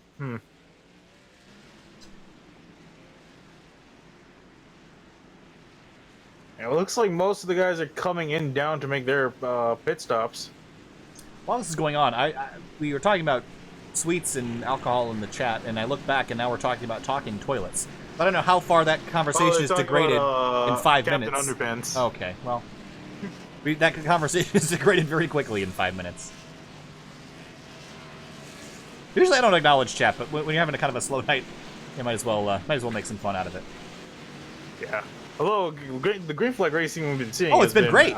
It's been yeah. great. The incidents have been small, but you know, you can only talk about pit stops and caution sequences for so long. So Johnny Thomas trying something different here, and he stays out. Oh, also, the 52 car is still out on the racetrack, Finian, and he barrel rolled earlier, I was reminded. Oh. So he's also missing the entire rear clip of that race car. He has no spoiler, and the car's crabbing sideways. Although he did somehow get a... Oh, you say that. That's what I got. Yeah, so he's currently listed as 9 laps down, as well as Callahan shows, so they got moved 1 lap away from being put a lap down, so I think they're going to enjoy having a few more cautions, just trying to keep themselves out there, just make up some points. Right, so field's going to be bunched back up for about a 59-lap run to the end. And Matt Groomer going to be put on the defense, and Josh Adams in the 95, I think it would be beneficial had he been in 4th, but he's going to be restarting 3rd behind Gruenberg. That's assuming Johnny Thomas takes the outside.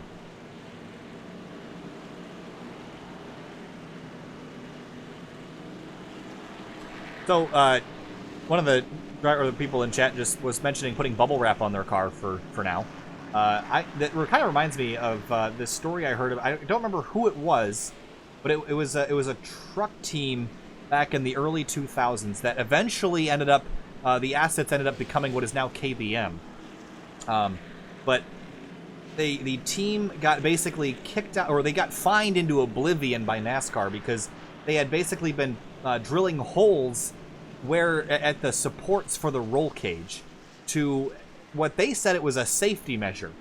So what they mean by that is they thought that I'm going to wrap this story up quickly. Basically, they thought drilling holes in the supports for the roll cage would make the roll cage compress a little bit when they crashed, and thus lessening the blow on the driver. I don't really think that's good science, but you know, that's the story. Interesting. I was just thinking about compressible cars, and that was what came up in mind for me. All right, 58 laps to go at the restart. Johnny Thomas leading this race. He chooses the inside for the start, and that's going to help the 95 just a bit. And the 54 is going to have to make that outside lane work. The 95 went really early, and Gruenberg slipped. Yeah, spins his tires. That'll more importantly allows Adams to take the lead here as Thomas is going to go high. And now the 54 is going to get stuck behind the 83 as they head down to turn 3. Oh, that could have been key here for this race. Let's see how it plans out. Thomas still holding on to second place. Gruenberg with no way by. He's going to look down below the 83. Yeah, he's going to have to get by this 83 very quickly, and Johnny Thomas is not going to let him by easily.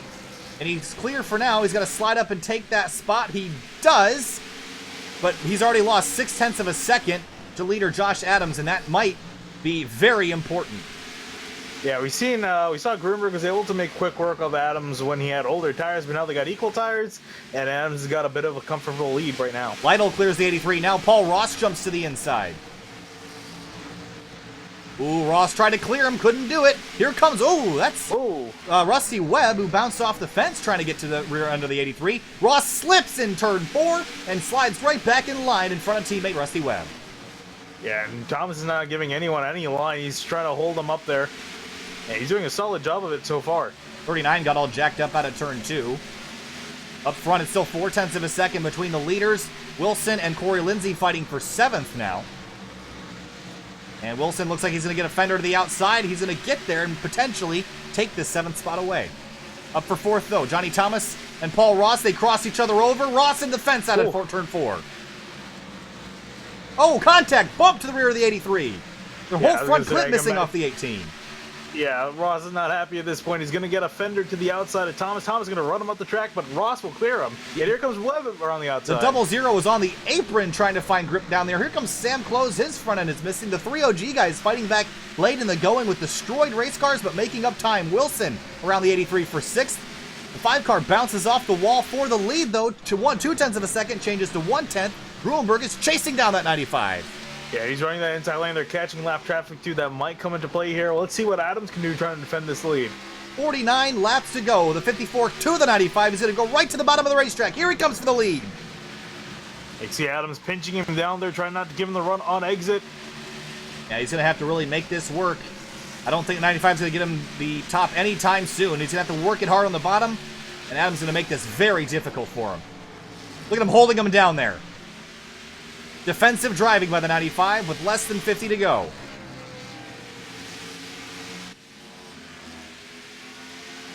And Tate Lytle waiting in the wings if these two get together. Oh, he left the high side open a little bit. Gruenberg peeks up there, and Josh Adams has to go to block. Back down to the bottom, and the 54 gets there.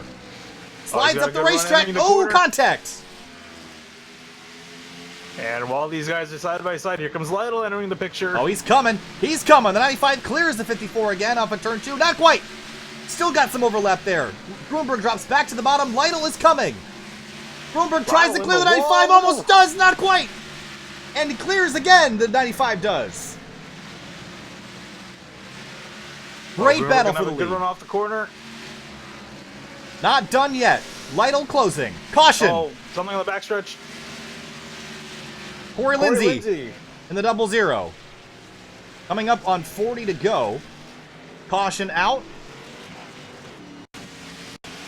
And let's see how this one starts. Oh, he just got loose all by himself. Was chasing it up the hill and just lost it. And Zielinski, whoop, just slipped right on through. But incredible racing for the lead. But that is the last thing that Matt Gruenberg wanted to see was that yellow, because he was about to have that spot. And here they come down to pit lane. Yeah, here they come. All the leaders, all the major players down on pit road. Now, Adams can't afford to mess up his stop. He's got to make sure he gets in that box and hopes that his pit crew is fast. Into pit lane. The 95 and the 54, both in their boxes cleanly. Now it's a race out. All right there.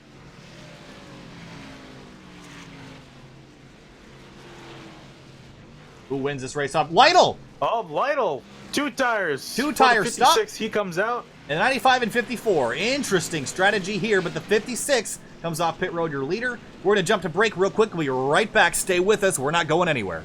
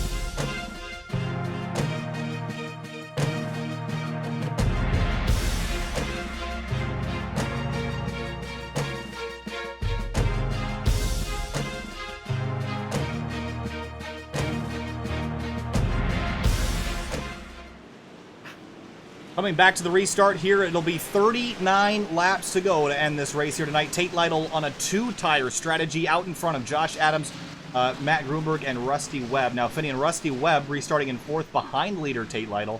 This is a good opportunity for him to steal one away, but Josh Adams and Matt Grunberg, they flipped from where they were running, and now Josh Adams has the upper hand on the 54, which has not been the case the majority of the night.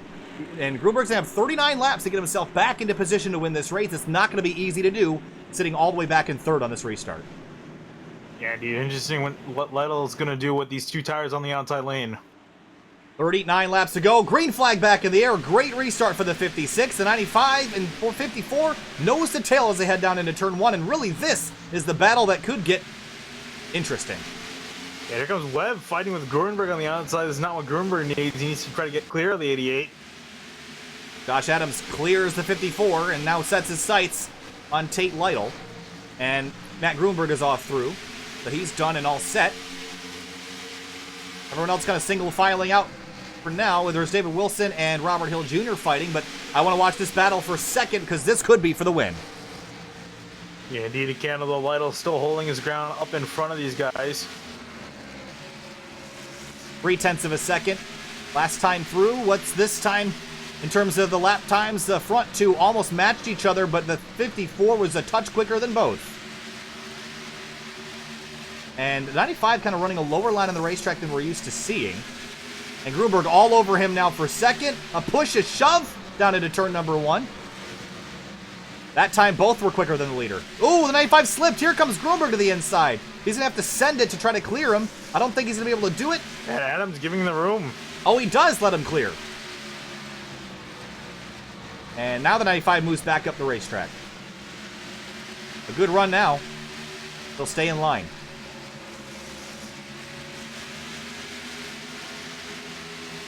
Losing a bit of time now to Tate Lytle on this 2-star strategy, working out well.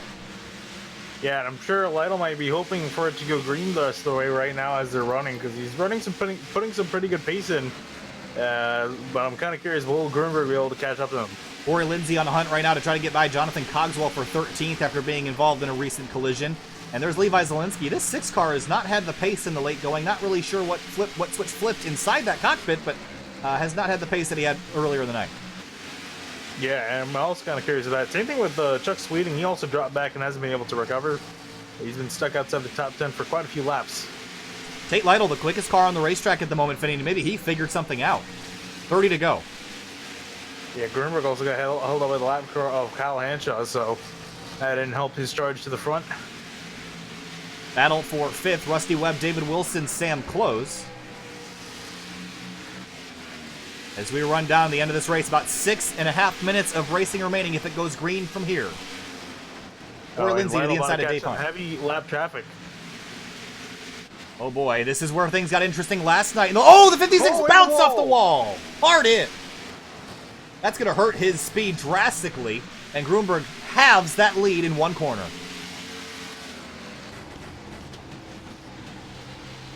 Yeah, and Lytle's still running very close to that wall here, and Grunberg now starting to reel him back in.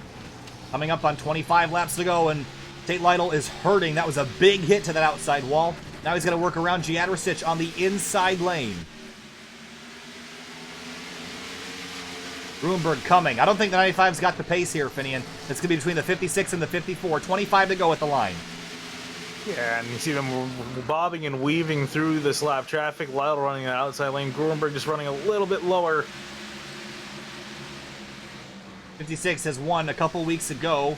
Grunberg now trying to pull alongside. Can't quite complete the pass, though. It's so hard to do when you get in on a run. And now they got some more lap traffic. It's the 24 of Acosta. And Lytle's going to get stuck behind, crosses over in front of the 54, splits the middle, and keeps the lead. Great job there. Lytle almost lost the lead there. Almost wrecked his car, but kept it in it. Here comes Grunberg to the inside. That's exactly what Josh Adams was doing, running way low to keep that 54 from being able to get the center of the corner rotated through. Now he goes back up to the top of the racetrack. Going to try to carry that momentum. But Grunberg's pulled along even. I think Matt is going to be able to get this done. Yeah, I think Lytle's struggling to pitch the car down low enough, and here comes Grunberg. He's going to clear him for the lead. He does. Matt Grunberg back to the lead. A dominating night. He's finally tasted clean air once again, coming up on 20 laps to go. Lytle just doesn't have anything for him. Meanwhile, back in 6, David Wilson and Sam Close fighting hard, and right behind Kevin Finn in the 14. Yeah, these guys in their own little fight here inside the top 10. All these guys having a great night. Josh Adams is closing in on Tate Lytle for that second spot. Lytle really struggling after he bounced off the wall. Yeah, this top 3, though, in their own world, they're separated 2 seconds ahead of Paul Ross, so not much threat from behind, pretty much amongst themselves sorted out. Adams driving hard down into the center of the corner to try to get clear of the 56. But not quite yet meant to be. 20 to go. Grunberg out to a 7/10 of a second lead. I don't think anyone is going to be able to wrestle this away from him unless he gets stuck in lap traffic. Johnny Thomas, Dave Hunt fighting for 14th. And then right behind him, Lafferty and Stevens for 16th.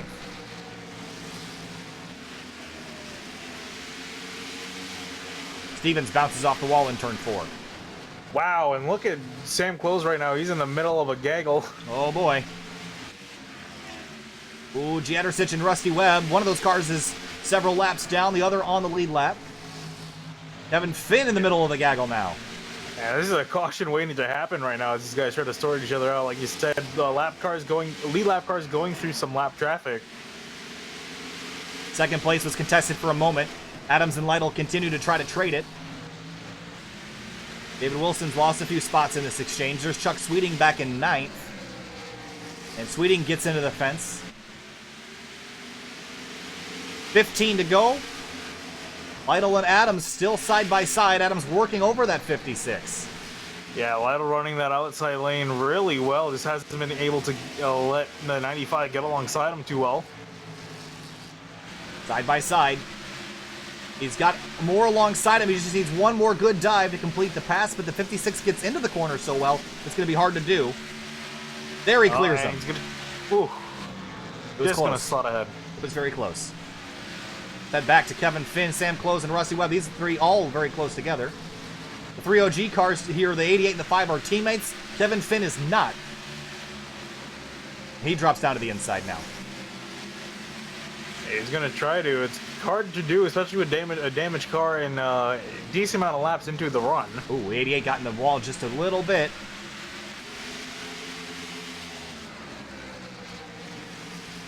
Levi Zielinski, and oh wow, he's threading the needle there between a couple lap cars. Oh, almost contact. And another caution could really upset the finish of this race here. You could just see a bunch of strategy calls. Well, Sam Close got by Rusty Webb and opened up the door for Kevin Finn. He threw it down the inside, but didn't have the room to slide up because Sam Close was there. He's going to try again, and this time he should be able to complete the pass, and he does. Kevin Finn to 6th. Yeah, Kevin Finn slowly moving his way up. He's got one more car, and he can break inside the top 5. Caution! And there it is.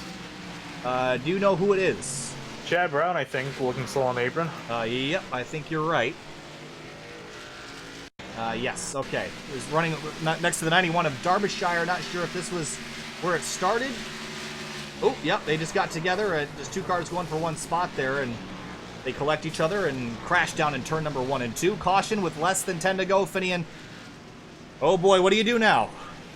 Honestly, cross your fingers and just pray for something. I honestly think if you're anyone but the leader, come down a pit road. And no! No, they didn't. Adam stays out. And so do a lot of leaders. Rusty Webb's the first one to come in from 7th. I thought for sure the 95 was going to come, but I don't think he could have counted on everyone behind him doing the same. Yeah, I think that's, again, that's what he's just trying to look at here. Although he has locked himself in with the win now. These guys using the win you get in system, so pretty much he's locked in based on that win. So you can kind of afford to throw some strategy to the win, but I guess felt, he's got a better shot here up in the front in 2nd rather than being quite a few positions behind. Because again, we actually still got 17 guys on the lead lap. And we're only going to have about 3 or 4 laps to go at the most. Also, a reminder on the No Bowl, is this the one where you have to win it, or is it just the highest finisher? Actually, for the No Bowl 4, I don't remember off the top of my head. It should be highest finisher. Well, then Chuck Sweeting is sitting really pretty, because there's no one even close to him in the No Bowl 4. Yeah, I will double check that.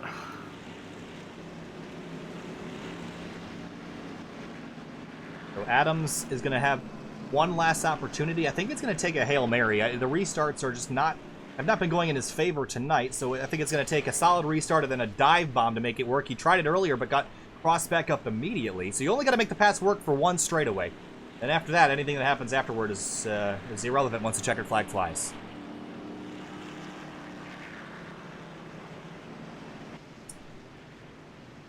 Been a pretty wild one tonight, Finian. We had double-digit numbers of cautions. Matt Grunberg's dominated the majority of this race, but Josh Adams and Tate Lytle have been there the entire night, and Paul Ross continues to run in 4th, although that car is pretty torn up. Don't know how competitive it's going to be, but he'll have an opportunity. Yeah, I'm kind of interested in just seeing, who's got anything for the 54 at this point, although I can't say it's really much. Lytle, remember, is still on those older tires as well. He only took 2 tires, so if anything, he's going to be the slowest, probably one of the slowest guys in the front here on this restart. A lot of damaged cars out there, but there are a few that don't have a scratch on them. Josh Adams being one of them, and Matt Grunberg being the other. Okay, it's going to be a 3-lap sprint to the end here, and that means that Adams is going to have one opportunity. I think if he doesn't complete this pass right on the restart, I think it's game over. Grunberg's been much too quick after the green flag has been out for a couple of laps. So Adams is going to have to get a solid restart and then just throw it into the next corner and hope it sticks.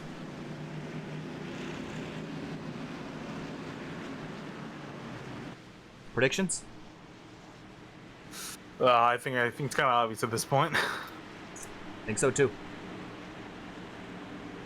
Matt Grunberg in the 54 won last night. Can he sweep the weekend? 3 laps, 1.5 miles left between Grunberg and a trophy here at Bristol for 2 nights in a row. Paul Ross lined up behind him.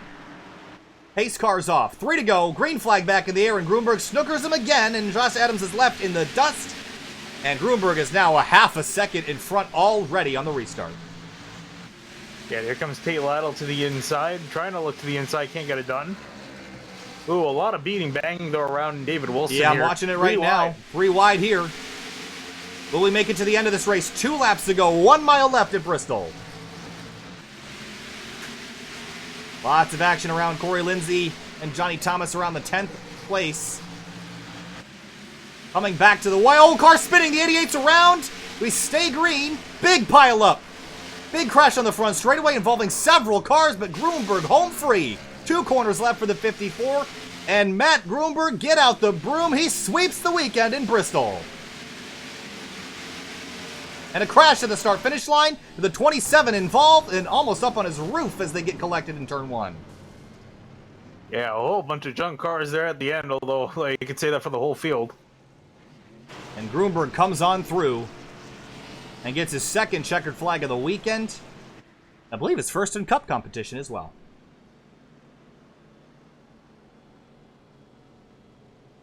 Wow, what a race. He held onto it, dominated the night, just like last night. Didn't have the lead for the majority of the race, but held onto it when it counted. And now, burnouts for the 54. Here's a look at your race results. Paul Ross slips in for a 4th, and Sam Close. The 3OG got it done. 2 cars inside the top 5. David Wilson gets a 8th place finish. Yeah, and Sweeting, who was struggling in the later part of that second half of that race, he sneaks in to get a 7th place finish. A good run for the 26. A lot of drivers involved in those last 2 collisions. We'll take you back and watch a replay here in a minute or 2. But Rusty Webb finishes 16th. Yeah, remember, he came in for the pit stop. Yeah, there's a lot of drivers that had DNFs tonight. Grunberg continues the burnouts on the front straightaway. Okay, let's go back and take a look at those incidents there. We saw quite a few. Let's go back and let's start with the incident coming to the white flag. I thought we might have gotten a caution there, but not quite. It was just after the leader had taken the white. And here it is, the 88. And, oh, the 53 and 8 had already been together, and the 53 had already spun out. 83 and 88 get together, and the 88 spins. And then behind him, the 61 got collected, and the 42, and, oh, the 53 as well. They all crashed, and then I think behind him, there was some more drivers that got involved coming back to the checkers here. It was the 8 of Lafferty, I think, was the one that I saw. He got in the wall, and the 27 get together, and then the 63 and the 11. Big hits there at the end, but Grunberg takes it home, Finian. Well earned, job well done, and celebrates here. Sweeps the weekend. What a job he did.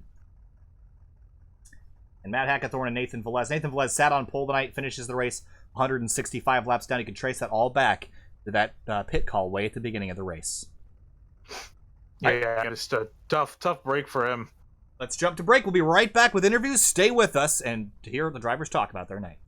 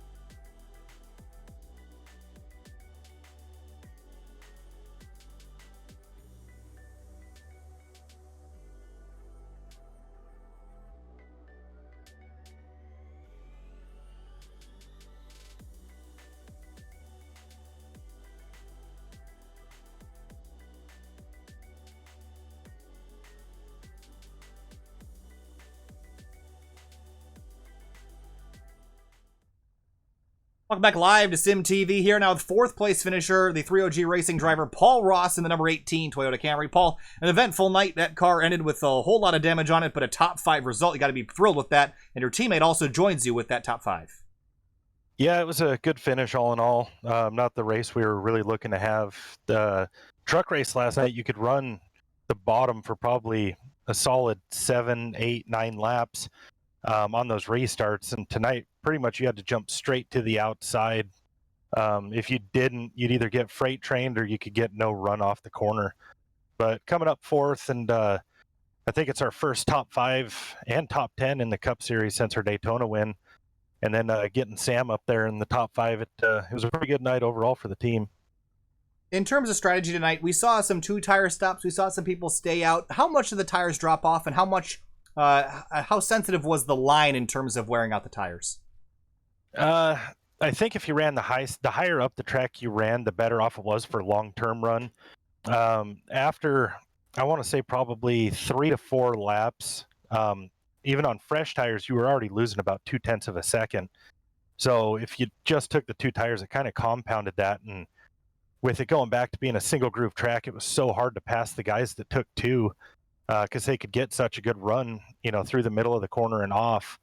So I don't know. I expected to see it tonight. I didn't expect to see it later on in the race after, what happened at the beginning with the guys taking 2 and falling back so far. But it is what it is. I mean, we can take our top 5 and move on to Dover here in 2 weeks. All right, Paul. Well, a 4th place finish and a 5th place finish for teammate Sam Close. Thanks for talking to us, and we'll see you in a couple weeks. Yep. Have a good night. You too. Bring in 3rd place Tate Lytle now, driving the number 56 Toyota. Tate, a great effort tonight. Had some battles for the lead, but at the end wasn't able to hold on and ended up 3rd place behind Grunberg and Adams. Just walk us through your night in that battle for the lead. Yeah, I mean, it was a good night, but I tried taking 2 tires there with about 45 to go, just hoping for steady cautions like it had been pretty much the whole race, and didn't quite get it. But I mean, no one really deserved the win like Grunberg did, so glad he got the checkered flag over anyone else there. It's been a good season for you so far. You won a couple weeks ago, a 3rd place tonight. It seems like the performances of that 56 team are very consistently good as we head into the rest of the season. How do you feel like you're going to do at some of these upcoming tracks? Dover's probably my worst track, so hopefully sneak out of there with the top 5. And Daytona's a crapshoot, and I feel pretty good about everywhere else, honestly.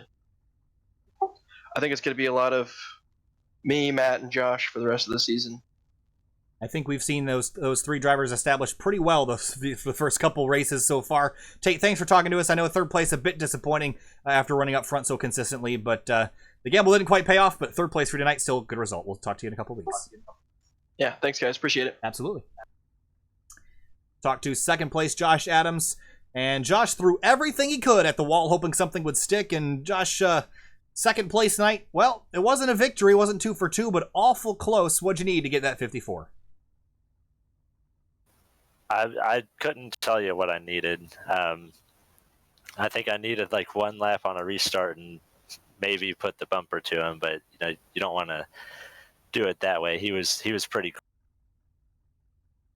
In terms of the restarts, we saw the inside lane not really get great restarts. How much did you feel like you could improve on that over the course of the night? Did you learn anything that the 54 was doing, or anybody else that was leading was doing, or was it just a surprise every time? Yeah, he did a good job changing up when he would go and stuff. So it was kind of something new every time. You couldn't really pinpoint. I got some good restarts on him, and I was able to keep second. So that's really all you can do, really. But he was pretty good at everything, so he ran a really good race. All right, well, Josh Adams second tonight. Not a victory, but it's still a great result for you in that 95. Thanks for chatting, and we'll talk to you later. Thank you. And I'll talk to winner Matt Gruenberg. Matt, well, you swept the weekend. We'll give you your broom now, but Matt, a great result again, dominating the night, but had a couple moments where some people stole the lead away, but you managed to grab it back. Walk us through your night tonight. Oh man, that was a stressful race. With the win last night, the pressure was on tonight to get the sweep. It was kind of always in the back of my head. And in practice, we just found that middle groove there, and it was really working the whole race for us. We really made up great speed, and the Jegs Ford Fusion was just really fast today on that middle groove.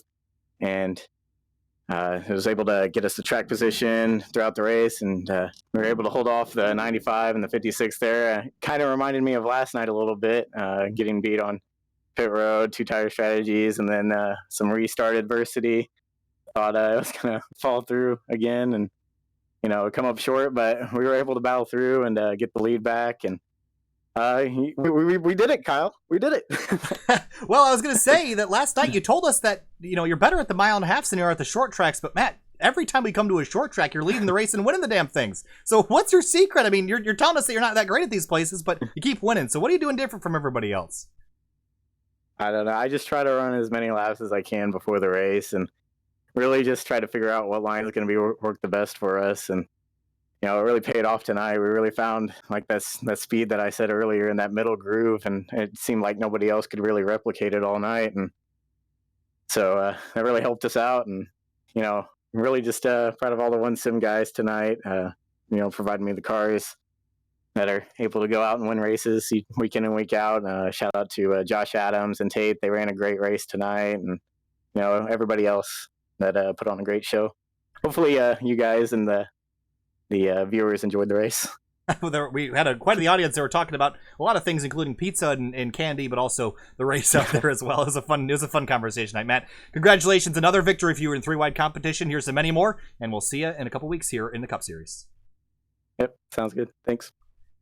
All right, that'll do it for interviews tonight. And Finian, we have an off week next week, but then after that we head to Japan for Motegi, and we've seen how wild that racetrack can be.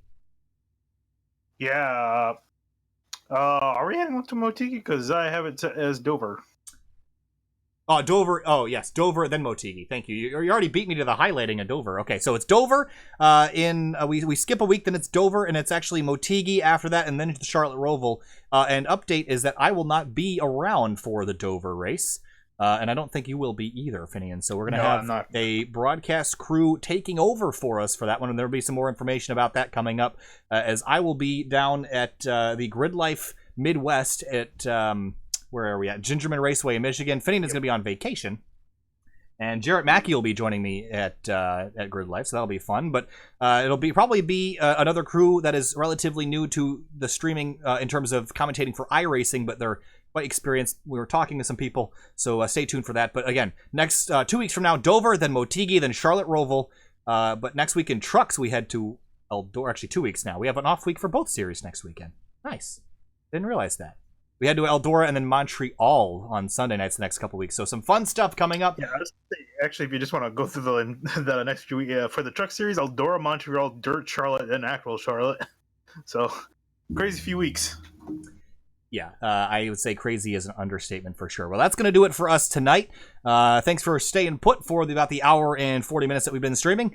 And appreciate you all stopping by and chatting about pizza and candy and whatever else. But it was a fun one tonight. An hour and 40 minutes exactly. I was right. All right, so that's going to do it for us tonight. We're going to see you tomorrow night for Fuel Host Venom Cup Series action from, where are we there?